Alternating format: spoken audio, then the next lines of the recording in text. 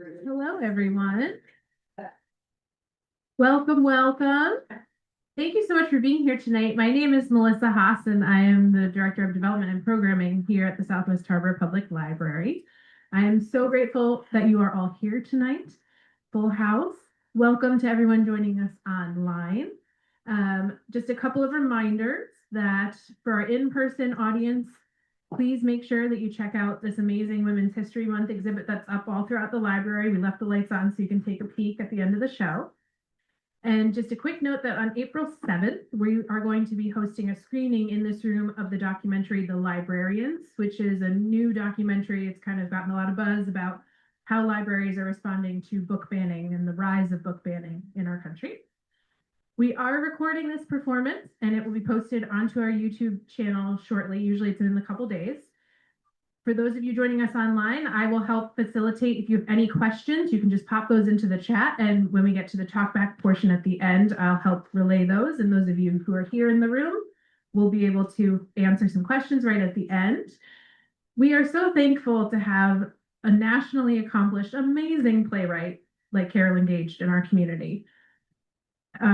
She's the author of 12 books and close to 90 plays. And as a staff member, I just want to share that we are all just so amazed and honored that we get to help Carolyn and just be a tiny part of the amazing information, quality, and beautiful works that she puts out into the world. So thank you for allowing us to be a part of that.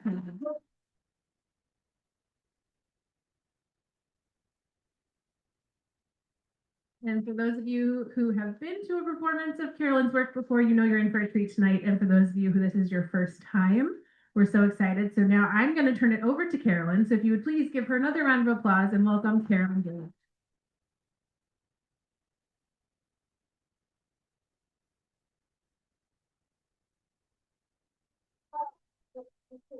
Katie's touring in the show, and I feel like I'm coming home today because I live in Southwest Harbor. So this is a special performance.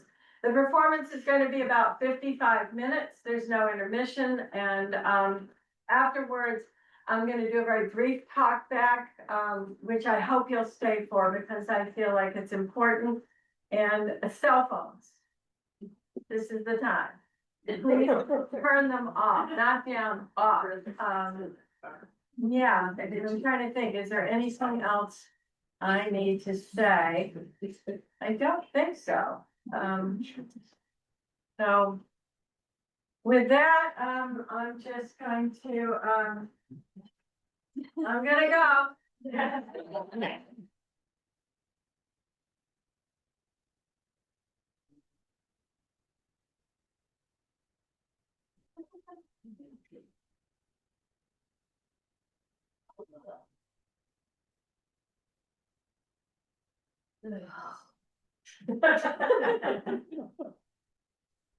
Oh.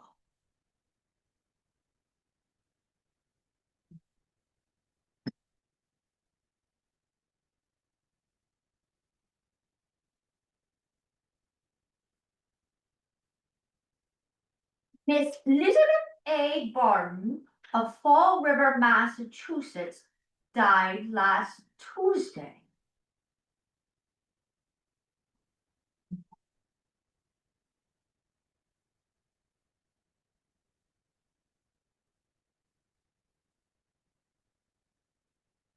Miss Elizabeth A. Borden of Fall River, Massachusetts, died last Tuesday in her home at 306 French Street. French Street. Oh, so it's French Street now. She's moved herself up to French Street, did she? Good for her. Top of the hill. Good for her. Living high on the pig's back. Good for her. What? What? Who's there? Is someone there? Who is out there? Ugh. I'm not used to me windows being all bare like that. No curtains. It's like a socket without an eyeball. Oh, it is hotter than the brass hinges of hell today. And And don't you know it's me day for washing the curtains?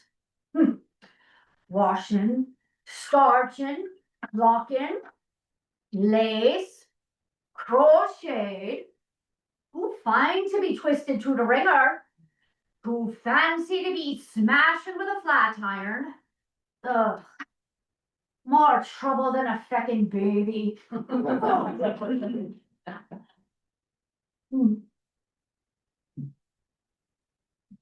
Greatly interested in nature, she could be daily seen tending to the hundreds of birds in her yard.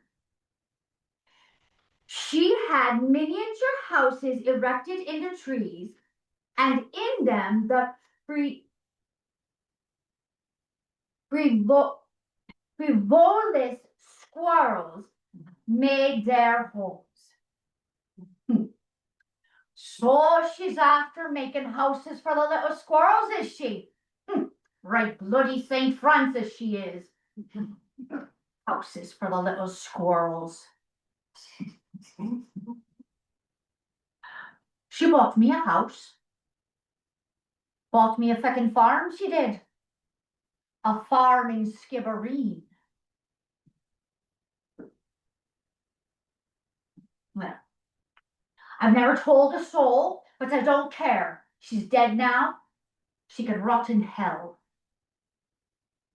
Her solicitor come and give me the money after the trial. After the trial, don't you know? Oh, she couldn't very well be giving it to me before the trial, now could she? Oh, she'd be caught lovely, paying off a witness. Go home to Ireland. What does she know about me home? Go home to Ireland and buy yourself a farm and stay there. That's what she was after. Getting me out of the country. Well, you see me standing here, don't you? You see me standing in me own kitchen, in me own home, in Anaconda, Montana. You don't see me standing in bloody Skibbereen, do ya? You don't see me standing in a little squirrel house.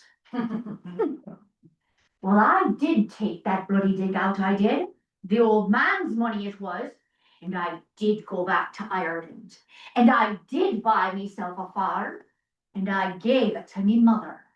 And the next thing I did was I invented a new name for myself. That's right, a new name for the passport. And then I booked myself a passage right back to New York. And the very day that ship arrived, I put myself on a train and I rode straight through to Montana. So there, Miss Lizzie, it isn't a trout until you've got it on the bank now, is it? And I can make me own bloody way. I can make me own way just as well as she can, and I don't need to go murdering me kin to do it. Well, that's how she got the money, you know. Taking a hatchet to the old man in the step with her. I saw it. Well, they say nobody saw it, but I did. It's just Lizzie Borden. It's just Bridget Sullivan. It's just the Irish maid. Well, I saw it, and that one, she knew it. But I didn't say a word. Not to her, not to the magistrate, and not to the jury. Why? That's me secret. It's been me secret for 35 years.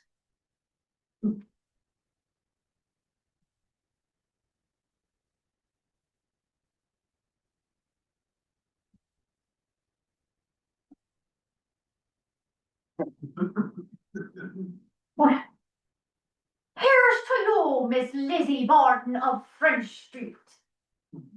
Oh, and here's to me for sleeping through the rest of the night now that you're gone.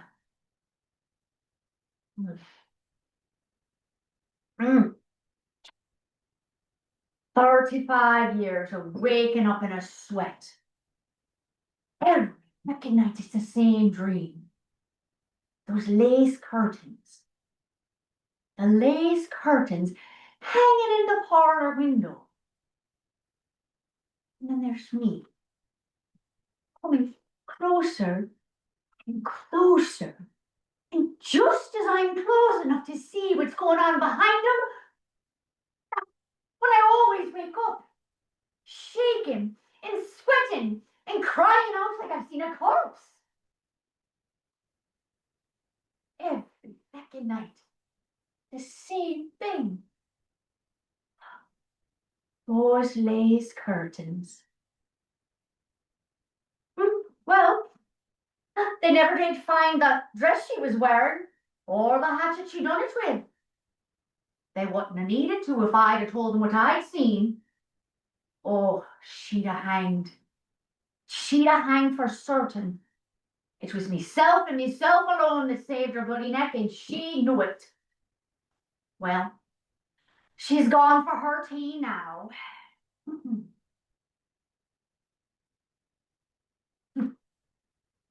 Pneumonia. Died in her sleep, did she? Didn't the old man die in his sleep? Only him waking up in hell with his eyeball dangling from his cheek, dangling right there from the socket like a bleeding watch fob. Oh, it's not like the old man didn't have it coming. If they were after arresting anyone with a grudge against Andrew Borden, well, half the town of Fall River would be sitting in the dock. Oh, he was a piker. I could tell you stories. He would shite in your parlor and charge you for doing it. Now, what do you think? Him being one of the richest men in Fall River, that he would have indoor plumbing for his wife and his two darling daughters. Plumbing instead of chamber pots and a water closet in the basement. Well, it's like they always say, it's always the blacksmith's horse and the cobbler's wife, the last to get their shoes. Oh, that wife of his, codfish aristocracy, that one was. Figuring on Andrew Borden being the biggest toad in the puddle, so she married him. Well, it's not like Andrew Borden wasn't after a bargain himself.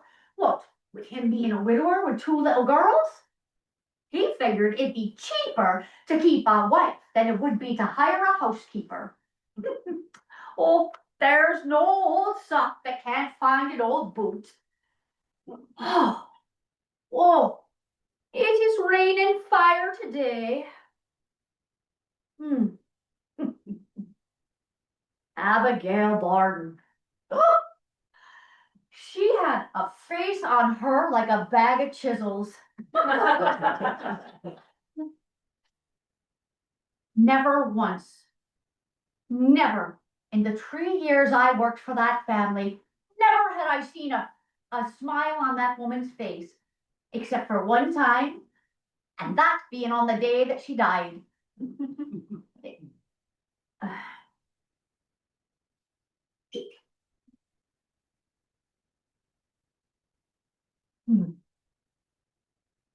It was August the 4th, 1892, the hottest frickin' day of the year. Now, my window was right up there at the top of the house, right under the eaves, you see. I had one tiny little window, no bigger than a pocket handkerchief. It was an oven in there, not fit for human habitation. Oh, it's good enough for the Irish girl. Good enough for the Irish girl. Oh, the heat was fierce that day. I couldn't sleep at all. How could I in that inferno? Me head was raging, pounding so hard I could barely stand. Murder. Absolute murder it was, to be climbing down the stairs and into the yard to cook the kindling for the cook stove. Shattered I was. Shattered. I could barely eat a thing. But didn't I boil the coffee?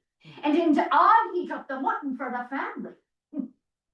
The next thing you know, there I was, outside the door, on my hands and knees like a frickin' animal, heaving up me insides. Now, wouldn't you think, seeing a body with a bad dose like that, that the Christian thing to do would be to show a little kindness? Oh, Bridget, girl, come in, take a lay down. I'll make you a cup of tea. Oh, Bridget, dear, take the rest of the day. Why, you're not fit for me doing chores. You would think that now, wouldn't you? Oh, but Abigail Borden, seeing me wrecked like that, she had it in her head and she started in with her grand all together about how the windows are a disgrace to Andrew Borden's good name and that they could be using a good scrubbing now, mind you. And not just on the inside, but on the outside too. And you know what that means, don't you? It means trotting back and forth to the bloody pump. It means climbing up and down the ladder with a brush and a bucket on the hottest feckin' day of the summer in the murderous heat. Well, you know what I'm wanting to say to her, don't you? The feckin' bitch. Why don't you go tell your mother to go get married? Well, I can't very well be saying that to her, can I? So, what do I say? I say, Mrs. Borden, would you mind if I waited just a wee bit? Just a couple of hours until the sun ain't so blistering? Well, instead of giving me an answer, she just stands there. She stands there like a bleeding statue. But then, all of a sudden, I see her top lip start to curl up off of her teeth, and I'm thinking, Mother of God, she's going to bite me.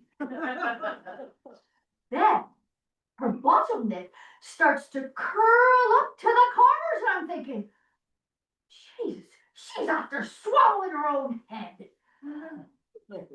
And that woman, she had teeth on her like a Donegal graveyard. Hardened to stone I am just looking at her. But then it comes to me. She's starting to smile. For the first time in that wretched creature's miserable life, she's smiling. Well, it wasn't a half hour later that she was found lying on the floor, face first in a puddle of her own brain. What? What? What's me after? Oh, starting the curtains. Oh, look at this. Oh, they've been soaking so long, they can hold up the bloody windows themselves. Oh, well, I am not starting over. This is my house and my windows. I want me curtains starched stiffer than a ridgepole. It's nobody's business but me own. I'm not starting over just because Miss Lizzie Borden is leading apes in hell. Oh, shite. Oh, I'm always doing this. Pricking me fingers on the pins and, oh, now there's a ridge of feckin' blood all over the curtains. Lace curtains is worth it though, ain't they, Miss Lizzie?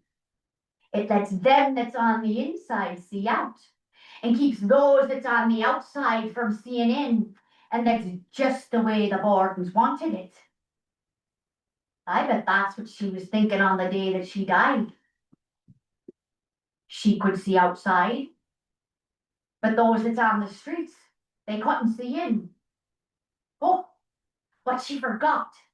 She forgot there was an Irish maid standing on a ladder, standing with a brush and a bucket scrubbing the feckin' windows in the murderous heat on the hottest feckin' day of the summer. Lays Kirstens cost you dear, don't they, Miss Lizzie? The price of a farm in Skibbereen.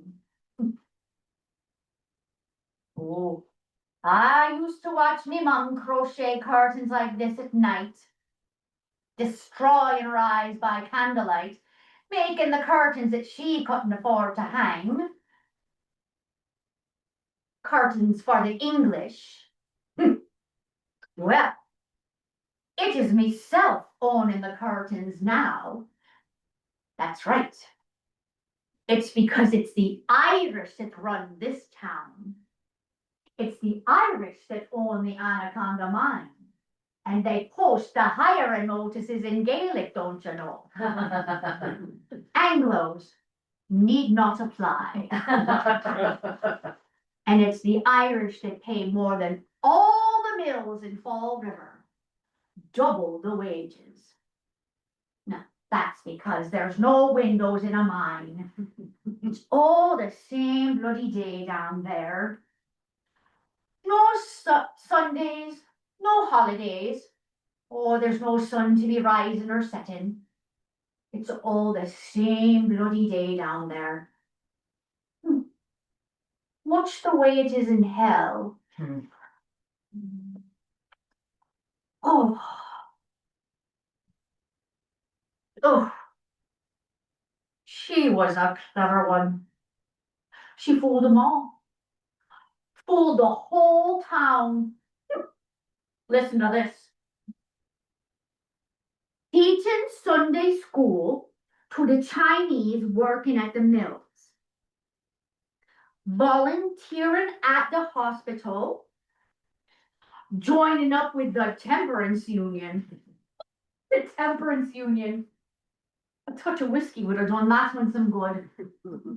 Oh, and that minister of hers, making a holy show of himself, sitting with her every day of the trial. A holy show it was. Well, she fooled the whole town. She fooled her sister. She fooled the jury. She fooled the little squirrels. But you don't fool me. You don't fool me, Miss Lizzie. I know there's many a red apple that's rotting to the core. Oh. Have I got a throat on me today?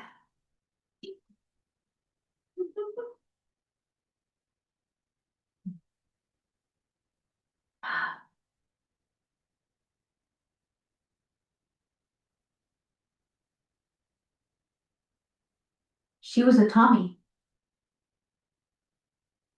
Lizzie Borden was a Tommy. She fancied other women.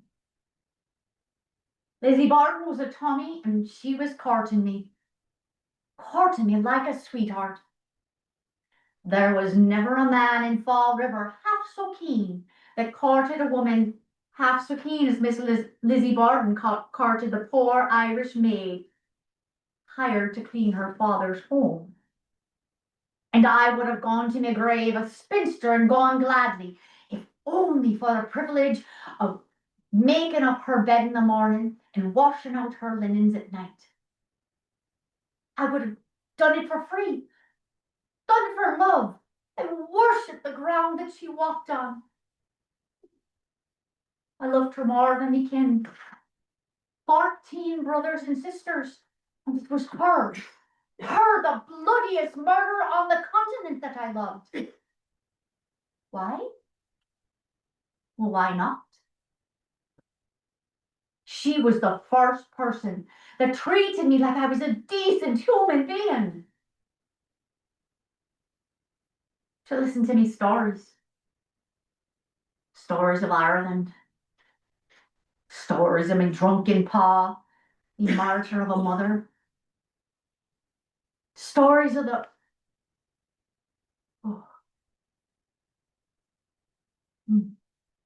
Stories of the crossing. Me coming over is barely 18. Just a girl. Coming over with another girl. Just the two of us. Two Irish girls, not known a soul. She listened to me dreams too, and she understood them. Oh, there's these girls coming over, looking for their prince in their castle, coming to rescue them. Oh, no prince for me, no babies neither, no thank you. Hadn't I seen enough of that growing up? What with me mother giving birth to a dozen? Screaming and clutching at the air like she was being murdered. Oh, blood everywhere. Me having to clean it up.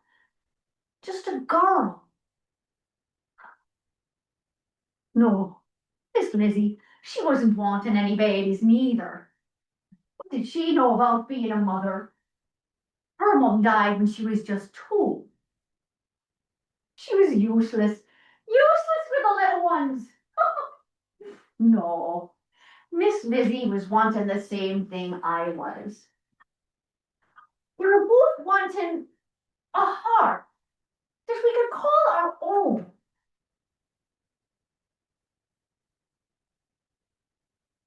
What? I didn't know that she was a Tommy. To tell you the truth, I don't think that I would have cared. Oh, making a dog's breakfast of this I am. Oh, blood in all the corners. Oh, well, who's going to notice? This is my house and my windows. I want my bloody curtains to be looking like the wounds of Christ. That's nobody's business but me own. Who's going to be complaining? And wasn't she after decorating the parlour in blood? There was blood all over the wallpaper, clear up to the ceiling. Oh, and the carpet soaking red with blood, seeping on down to the floorboards, right down into the cellar. I'll tell you a secret. There's curtains in the memory. That's right. There's curtains on the windows of the mind. Now, I don't remember a thing about what I saw that day. Mind you, she didn't know that. That must be how I got the farm in Skibbereen. Her just seeing the face through the window. All I remember were those curtains. Those lace curtains hanging in the parlour window. After that, nothing. The next thing I remember, I was in the room at the top of the house, and I could hear her calling after me. Now that I remember, like it was a dream. I could hear her calling after me, telling me to go fetch the doctor. And I remember her exact words. She said, I think father's been hurt. Hurt, was he? Well, she didn't want to say that he was dead. She didn't want it to look like she'd been knowing more than she ought. Now, the next thing I remember was legging it all over Fall River, looking for the doctor. Then coming back to find half the town in the yard, and the police locking down the house, not letting anyone come in or go out. But they let me leave that night. Let me leave with everything that I owned. I was not going to sleep another night in that frickin' inferno. Oh, the police. tearing up the house, board by board. But they let me leave. Let me leave that night with my arms full of a bundle. Didn't say a word. Why not? That's because the police in Fall River was Irish. Irish. I bet you didn't count on that, Miss Lizzie, did ya? Too busy thinking about your minister and the magistrates and the governor that she hired to defend her. She forgot. It's the police that do the arresting. And the police in Fall River was Irish. And they know what's bred in the marrow comes out in the bone. Well, don't you see she was laying a trap for me? She'd been planning it all these years, courting me like that, so I'd be too blinded by love to see what she was after. She was a clever one, but not clever enough. Hack a body to pieces. 19 blows to the stepmother, 11 to the old man, and both of them dead on the first chop. Well, you know what they're going to say, don't you? That it was some kind of monster that done it. Some half-civilized primitive creature. Who else was the only person in that house that day? Who else was the only living soul that could have done it? The Irish girl.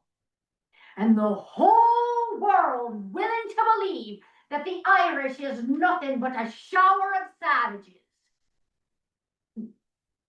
She must have been counting out those blows like the old man totting up a bill. Well, Miss Lizzie, you dig a grave for others. You just might end up falling in it yourself.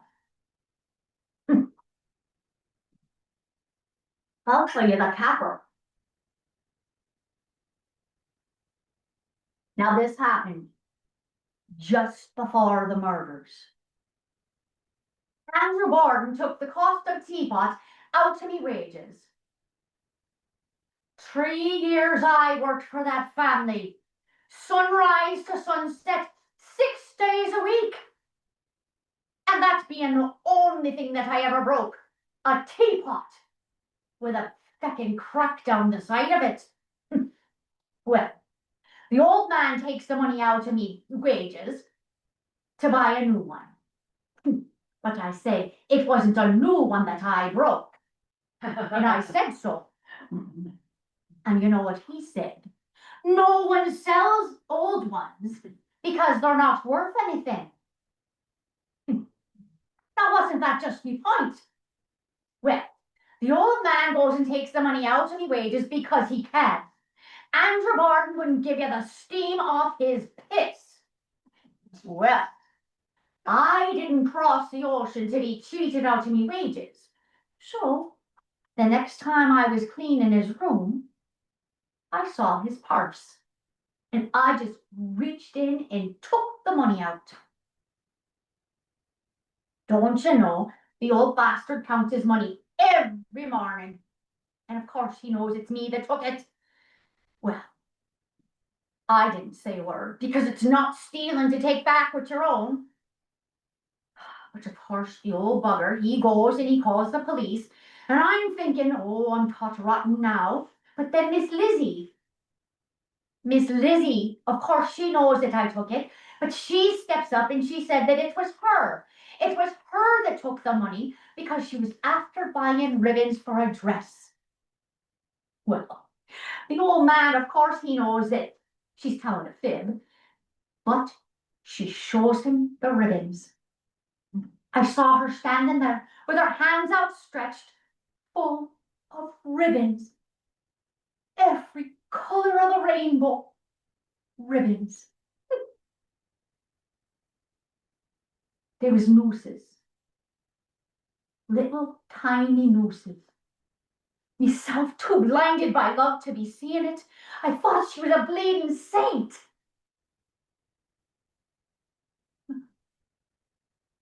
I never spoke to her again after they came to arrest her. I never did tell her what it was I couldn't remember. What? What? What? What? Who's there? There's someone out there. Who's there? Ah!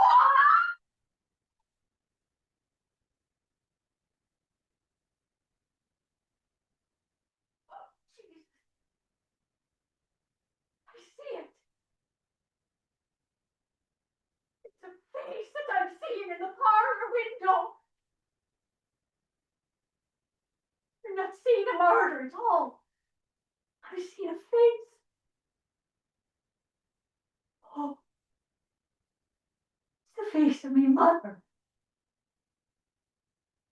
It's the black reflection of my mother's tortured face. She's got the eyes of the dead. She's got the eyes of a dead woman in a living body. It's the ghost of a woman who couldn't take care of her own children, who let herself be treated like a dog, who let her husband whip her like a dog, worse than a dog. Because when he was done, she would go crawling back to his bed.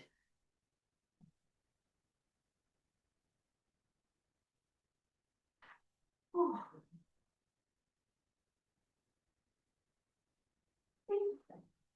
It's her eyes. Only they're looking out of my own face. Her eyes. Only they're coming out to my own skull because it's her life I'm having now. It's her life I'm having now. Letting myself be treated worse than I'm.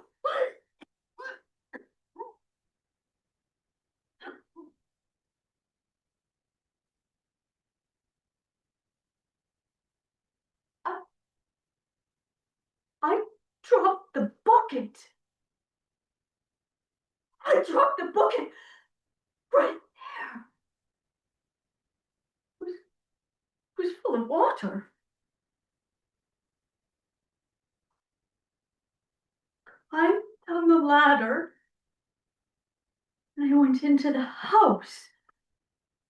Oh, it must have been to tell Abby that I hadn't left Ireland. I hadn't survived the horrors of the crossing to be spoken to like. No, no, she's dead. How can I tell her if she's dead? No, no. Abigail Borden is making up the bed. I see her. I'm standing in the doorway. She has her back to me. She's bent over the bed, tucking the sheet. No, no. Abigail Borden's dead. She's dead. No, no. I see her. She's turning around. She's heard me now. Oh, I see her face.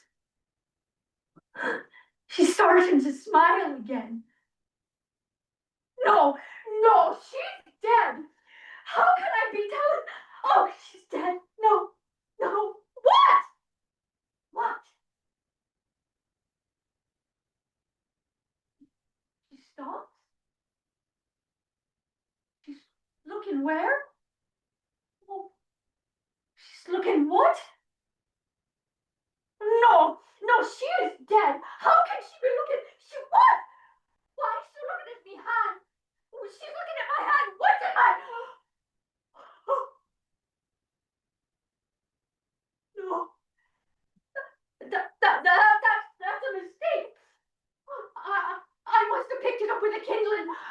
thought it was the brush.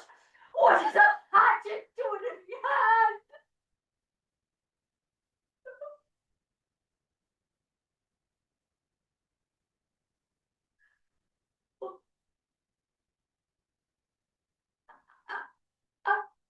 And only I didn't tell her that it wasn't right to be treating me like that. Me so sick. And it being the hottest day of the year, and she giving me all these chores to do, and me slaving at that thinking oven. What? What?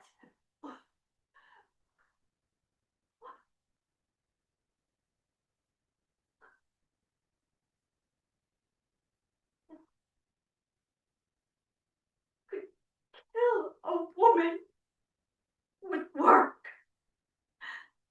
Treating her inhuman like that. Haven't I seen it? Haven't I seen it? Oh, the blood. It's all over the sheets. Oh, and it's on the floor. Oh, the floor is slick with blood. Oh my God! Oh, the babies are screaming. Oh, mother murdered in front of me own eyes. Day after day, blow after blow, baby after fucking baby. It wasn't right. It wasn't right. It wasn't right.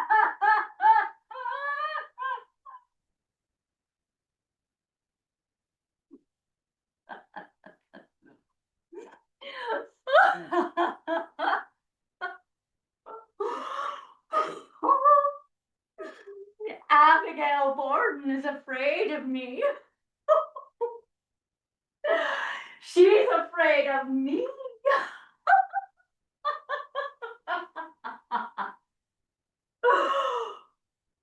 Oh, look. She's got me mother's eyes. She's got me mom's eyes now. Oh, no. No. No. No, it was a mistake. No. No, this is not a dream. Miss Lizzie. No. No.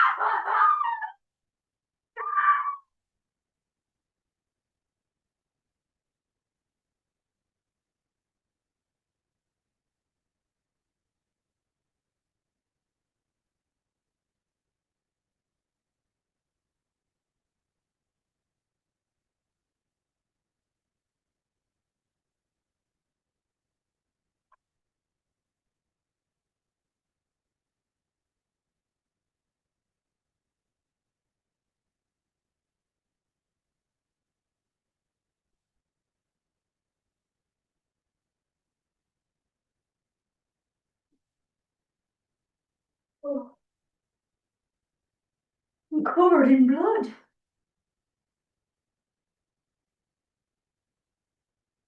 Oh, blood. Oh, got to change my dress.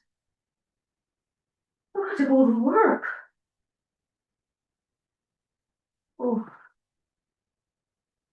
they'll hang me. They'll hang me for certain. No man will see to that.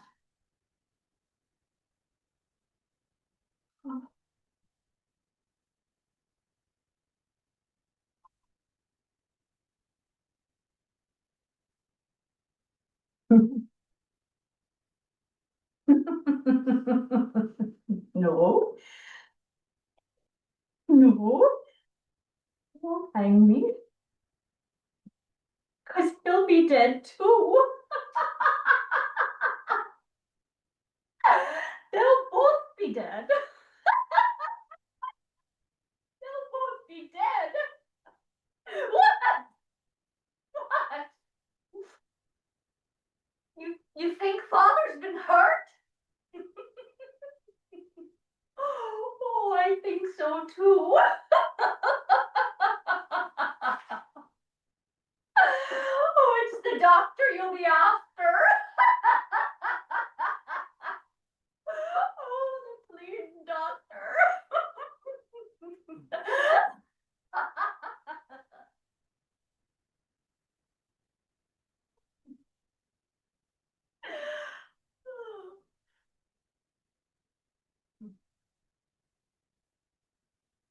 She bought me a farm.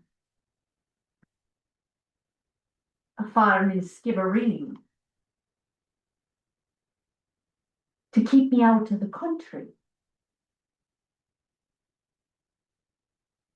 She bought me a farm.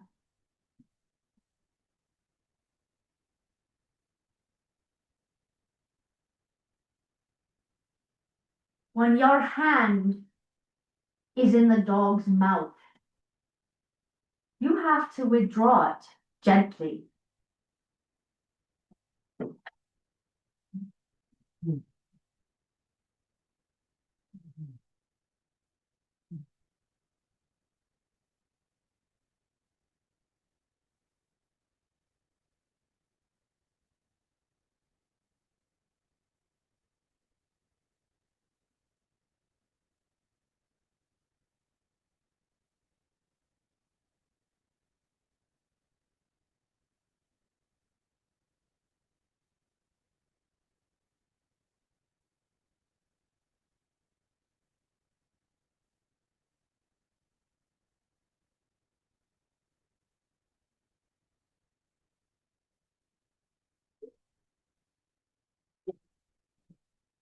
Wow. Am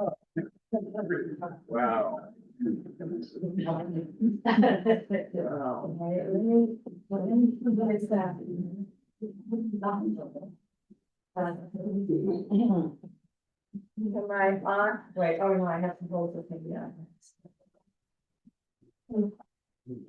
I think I'm on. Am I on now? Am I on now? Yeah. All right, good. So I'm Carolyn Gage, and I wanted to say a few. I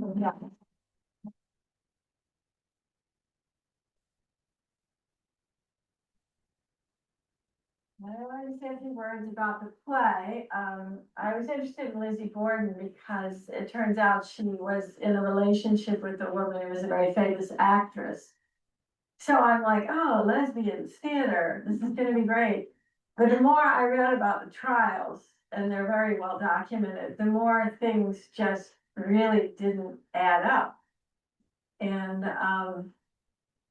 I wanted to write a very different play than the one that I ended up writing. But here's the thing. If you study the trial, there was only two people who had the opportunity to commit the murders. They were done at 9 in the morning, and the second one was done about a half hour later in a kind of small house that had 5 people coming and going.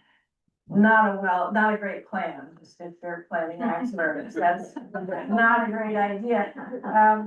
So there's 2 people who had the opportunity. One of them had a history of violence, of a violent temper. And she also had a motive for a crime of passion. The other one was a lesbian. So who do they arrest? Don't think about this too long. Yeah, I thought that was interesting. And it became very clear that Lizzie was protecting the maid. And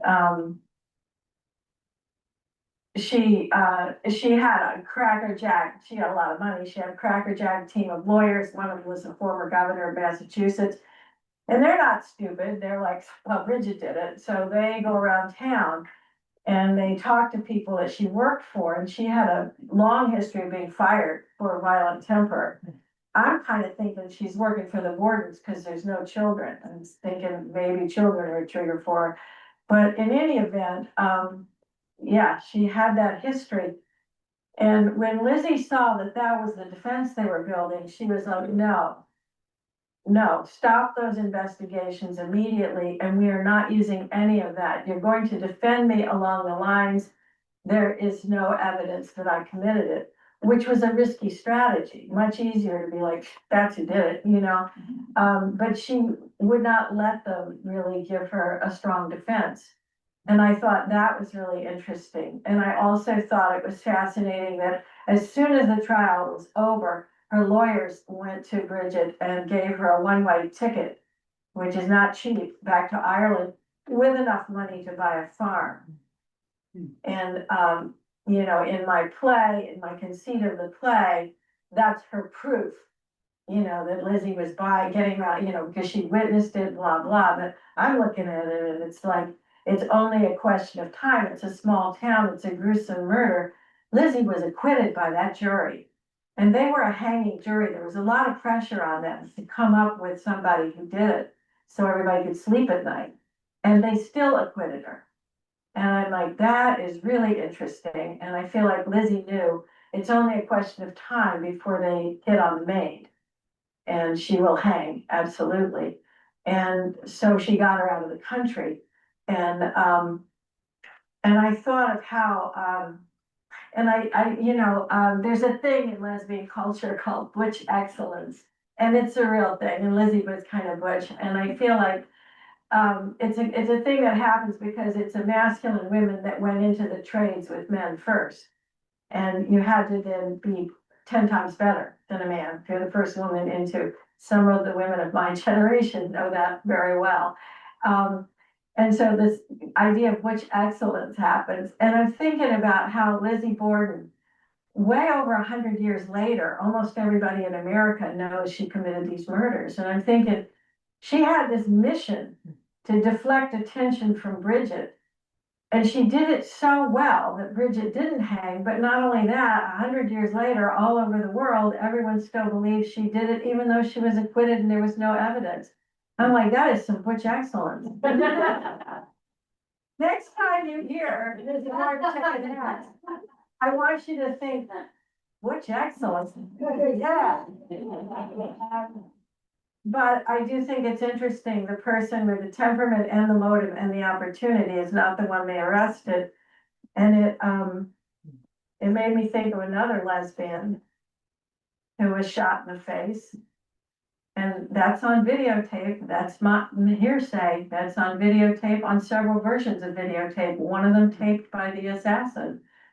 And she was at a demonstration because she had been organizing in the school that her daughters went to protect her daughter's classmates. So of course she had showed up for this protest. And then there was a fellow there who did this. Now, so you have this woman who's working with the school and she's working to protect her daughter's friends. She's a mother herself. And she's also trying to do what several men are yelling at her to do. She's trying to comply and she's cut the wheels because he jumped in front of her. You can see him cut the wheels. That he shot her in the face and she was running him over. So you have that woman, and then you have the man that shot her. And as soon as he killed her, he stands there, and you can hear it on the tape, "Fucking bitch." So which one's the domestic terrorist? Which one did the vice president get up the next day and said was a domestic terrorist, and we should all be so grateful to Jonathan Ross for killing her? Then I'm thinking about Lizzie Borden. And I'm thinking about how easy it is to scapegoat lesbians. Somebody absolutely steeped in evidence that they are the perpetrator. And they'll go for the lesbian every time. And, you know, those women of my generation, we were fired, we were libeled, we were sued. I've been through all that. I had to move out of the state of Oregon because I had a lesbian theater company. So right there, you know, domestic terrorists. I mean, I just want to say that this is part of my history. And I wanted to write this play because I wanted to say what a phenomenal woman Lizzie Borden was. She never said a word, not to her closest friends. If you were close friends with Lizzie Borden, you understood you never mentioned the murders, never. She never said a word. And it was expensive getting Bridget out of the country. And her life was hard and lonely because people would come in her yard and they would say the little nursery rhyme. now you know she's a lesbian here. Everybody's like, why don't you change your name and move out of town? She's like, why should I? I didn't do anything wrong. I mean, it's just like, well, because it's gonna ruin your life. Nevertheless, she stayed in Fall River and was treated horribly. But she would periodically go to Boston and register in a hotel under another name. And she was hanging out with Sarah Orne Jewett, Annie Fields. She was hanging out with upper middle class intelligentsia women. And when I found that record, I was like, well, there was a lesbian community that knew. Trust me, Sarah Orne Jewett's not gonna invite a double axe murderer over for tea. Jewett and her girlfriend were entertaining Charles Dickens and the lights, and no. So that made me feel better. She had some simpatico group of friends, but it was a hard life. And also, but Lizzie had a real thing for immigrants. She was teaching Chinese mill workers, and she was working in the hospital with abandoned babies. And when she died, she left most of her estate to her servants she lived a pretty long life. They had become like family, and the rest of it to animal welfare people. I mean, oh, so lesbian. Yeah, and here she is remembered. And like just in the last 10 years, there's been 2 major films made about the exotic lesbian murderer. And that's interesting how what a grip that fascination on scapegoating a lesbian is, such a grip on the culture. And domestic workers murdering their employers is commonplace.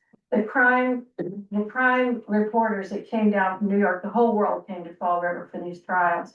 And the crime reporters were just totally the maid. One of them from New York wrote a book. It's all the time because they're so abused and they're in someone's home and the person is treating them like this. They were treated as kids, and like with Bridget, obviously a huge history of abuse and violence. And so, and then these people, that's historically true. She'd had a day off the day before the murder, so I'm guessing she was kind of throwing back the whiskey, maybe. She was a drinker.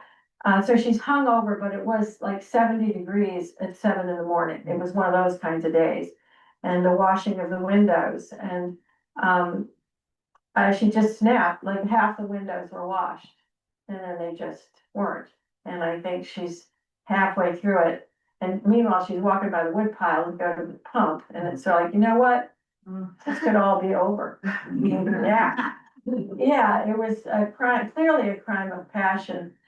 But the jury was so like fixated on the lesbian, and they didn't know she was lesbian, but they knew she was past marriageable age. She was in her mid-30s, and that she was inheriting a pile of money that was not going to go to children or a husband, and that's just wrong.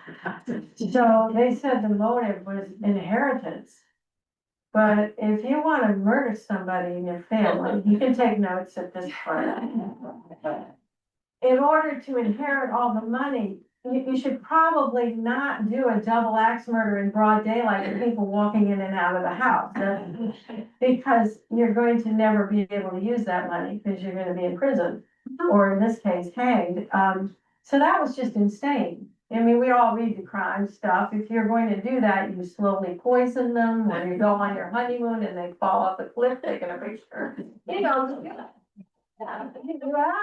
have to have some plan that will get you off the hook, or there's no point in inheriting, right? I mean, none of it makes sense until you realize how profoundly deep control of women's reproductive capacity is, and that from that follows horrendous lesbophobia, and that just endures.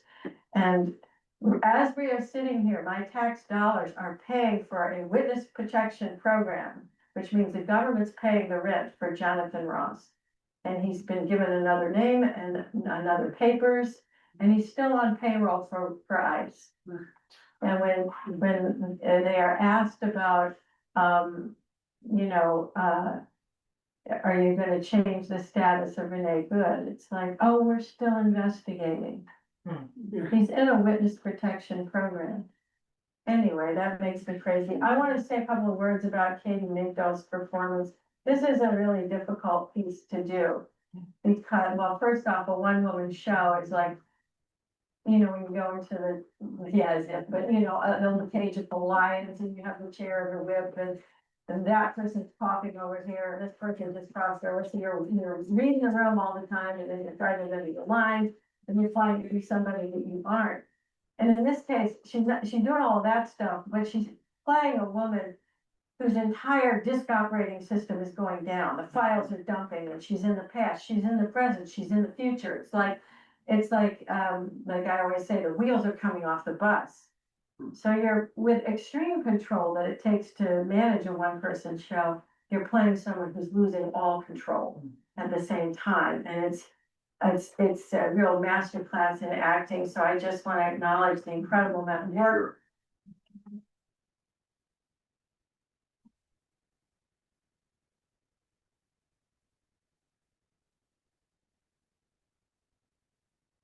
The women, just because I'm Carolyn Gage and I'm autistic and I have a soapbox, I'm gonna say three other things really quickly. As Mainers, we have history on this island with three lesbians who really really showed up for immigrants. And the first one is Jane Addams, of course, up at Lookout Point in the summer with her girlfriend.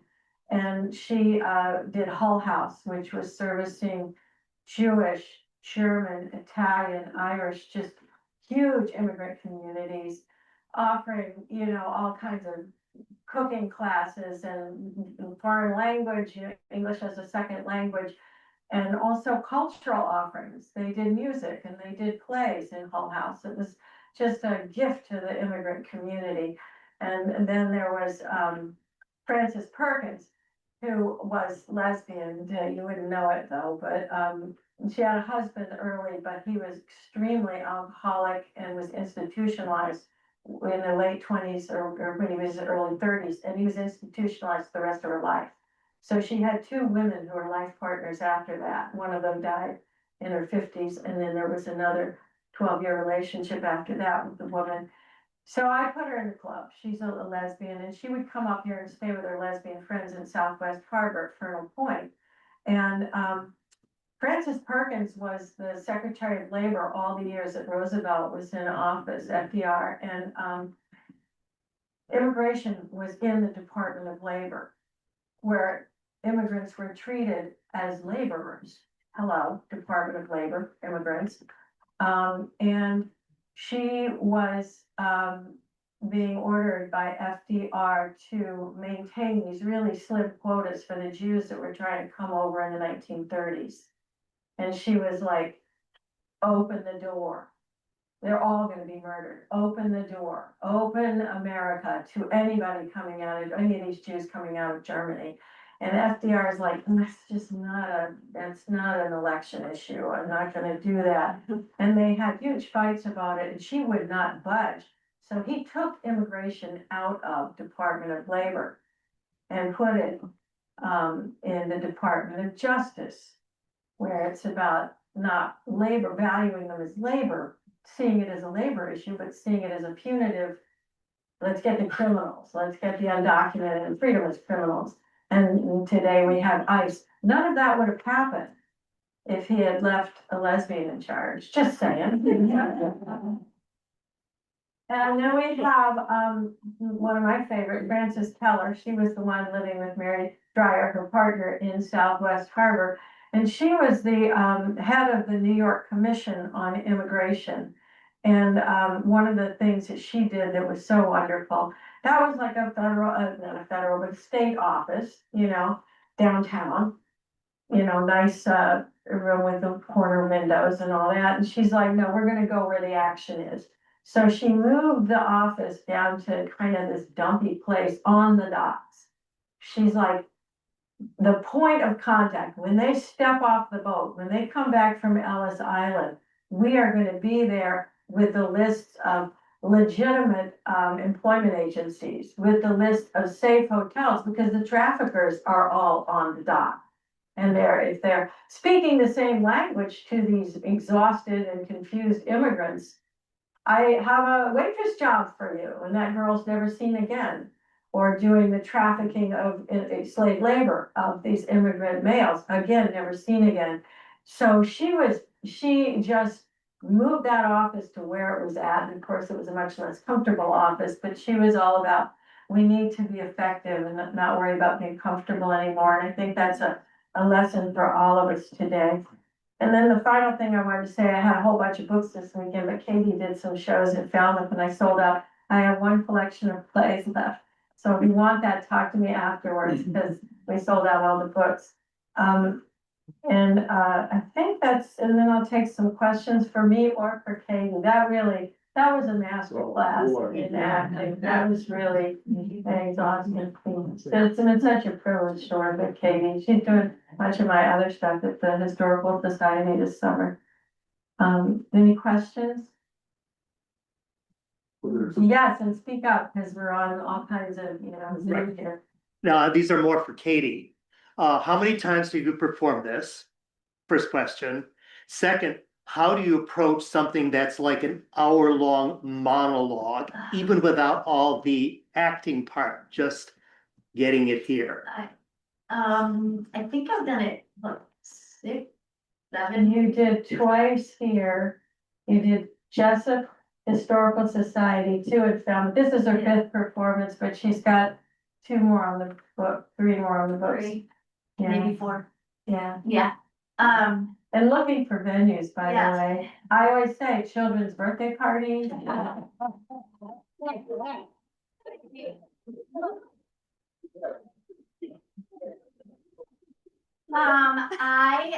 Carolyn went on tour with this years ago, and she's got a YouTube channel.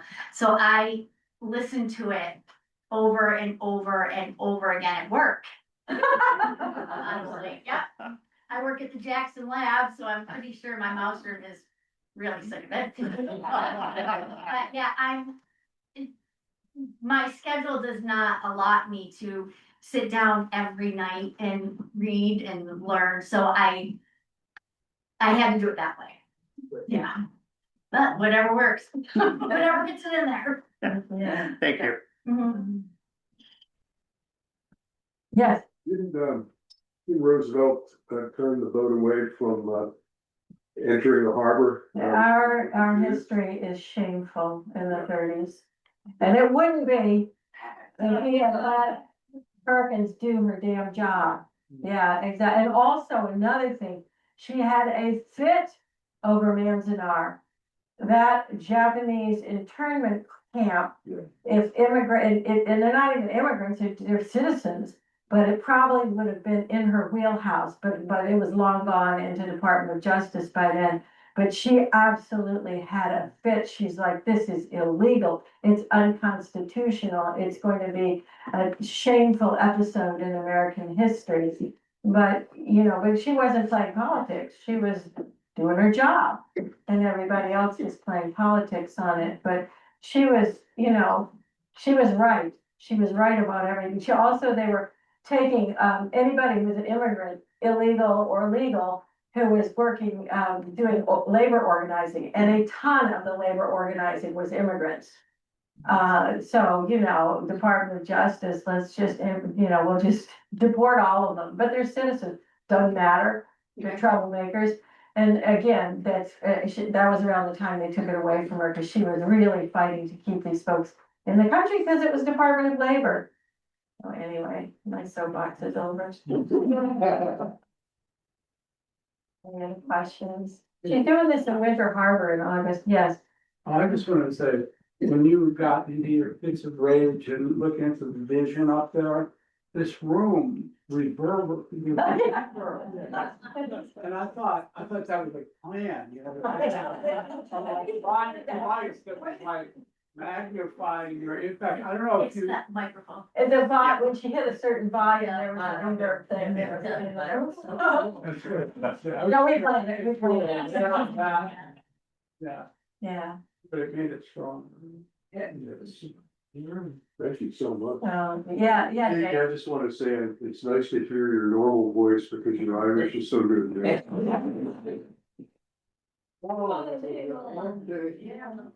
Where is she from? I can't remember it, honestly. Well, you were really a wonderful audience and I love this library. It's why I moved to Southwest Harbor because I come up here for a week in the summers and this library was everything for me. And I wrote many a piece of work here in the library. So it's great to come back and have it performed here. So thank you very much.